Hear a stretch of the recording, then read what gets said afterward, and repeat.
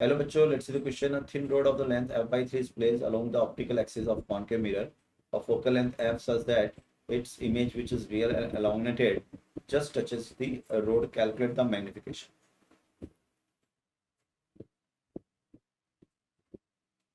तो बच्चों अगर अपन की कॉन्सेप्ट की बात करें, यहाँ पर की कॉन्सेप्ट, तो अगर की कॉन्सेप्ट की बात करें तो की कॉन्सेप्ट जो है वो हमारा किसका है, दैट इज की concept is longitudinal magnification. Longitudinal magnification.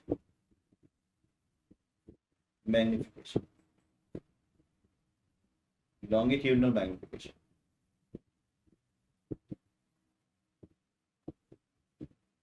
अब बच्चों अगर आप देखो यहाँ पर तो आपको क्या दिखा रखा है, कर्व्ड मिरर दिखा रखा है, ठीक है।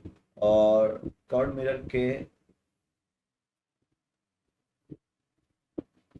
एक थिन रोड रख रखी है और इस तरह से रख रखी है कि उसकी इमेज जो है राउंडेड है और एक एंड इमेज को टच करता है। तो ये तभी पॉसिबल है जब वो सी और एफ के बीच में रखी हुई है और उसका एक एंड सी पर।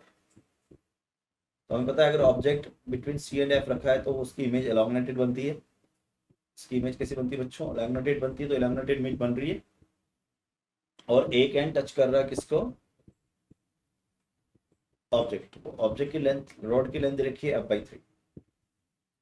सो बच्चों लॉन्गिट्यूडनल मैग्निफिकेशन अगर लिखता हूं तो ये होता है आपका size of image to the size of object,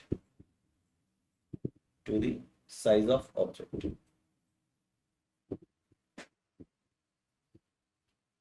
अब अगर साइज ऑफ इमेज और साइज ऑफ ऑब्जेक्ट की बात करें तो इसको हम इस तरह से लिख सकते हैं बच्चों, ये फॉर्मूला ये भी बन जाता है ना। इसको अगर मैं लिखूं तो यह बन जाता है फॉर्मूला आपका f² upon u1 minus f into u2 minus f। अगर मैं इस फॉर्मूले को याद करूं जो हमने लिखा था क्लास के अंदर, तो ये फॉर्मूला बन जाता है u1 minus f into u2 minus f। और ये होता है size of image to the size of object. Size of image कितनी है, अच्छा सीधा उसने मैग्निफिकेशन ही पूछा है बच्चों, है ना, कैलकुलेट मैग्निफिकेशन। तो क्या यही फॉर्मूला हमारा मैग्निफिकेशन में काम आ जाएगा, बिल्कुल। तो हो जाएगा f² upon u2 minus f into u1 minus f, ये हो जाएगा। अब वैल्यूज पुट कर देता हूँ, आप देखो ये u1 होगा,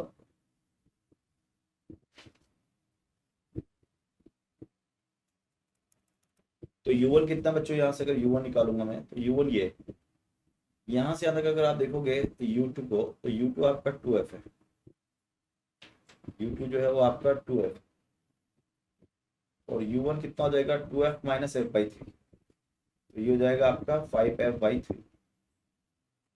यहाँ से आता तो प्लेस कर दो, ये हो गया f² upon u2 minus f यानी कि 2f माइनस f बन जाएगा और 5f/3 माइनस f, तो ये हो जाएगा 2f/3।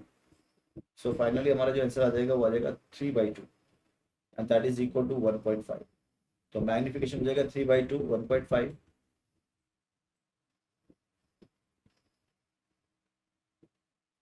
तो बच्चों फाइनल आंसर जो हो जाएगा हमारा वो हो जाएगा ए, and I hope you understood it. Best of luck.